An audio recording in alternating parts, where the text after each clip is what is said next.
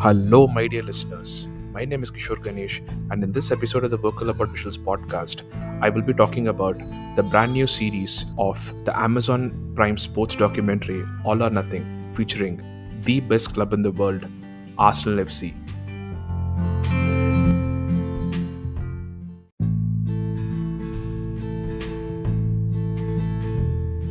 Before I begin, I would just like to say, pardon the background noise because, well, life is happening, I guess. Anyways, honestly speaking, I have not watched a single All or Nothing episode before this, nor will I watch it when in the next year it will be about some other team. The one and only reason why I'm watching this is because the team being covered is my beloved Arsenal. So, this is going to be less of a critical review and more of a sharing my thoughts kind of pod, and sharing my thoughts about Arsenal FC as opposed to about the craft of documentary filmmaking. I will also be doing more pods on this series as more episodes come out. So, let's talk about the first three episodes. The entire series is narrated by Oscar winner and Arsenal fan Daniel Kaluuya, and yes, that's the caliber of fans this great club attracts. Other illustrious fans that I know of include Jay-Z, Idris Elba, and Prince William, if I'm not wrong. I should say, I'm really glad that this documentary was made during this season because, well, it hands down had the most drama of any season in recent years. And for Arsenal, that is really saying something.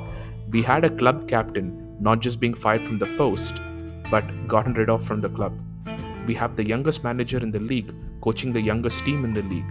We were coming out of COVID, and we were for the first time in, if I'm not wrong, 24 years not playing a European competition. And the season began with three losses, media claiming that Arsenal would get relegated, toxic snakes and ignorant keyboard warriors asking for Arteta's head. And for the first time, even I was almost convinced by them that maybe Arteta will never be able to turn it around. I'm gonna be honest here. Since Arteta's come in, I can quite proudly say that I have not doubted him.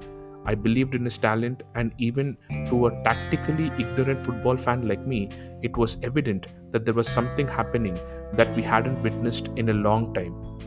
And to me, a fan who became a fan during Wenger's latter years, something never witnessed in real time. But post those three losses right at the beginning, despite knowing the reasons as to why we lost them, because of COVID and the Premier League deciding that they will not postpone a match because their Friday night premiere will be ruined, I was Arteta out. So there you have it, the hero's lowest point.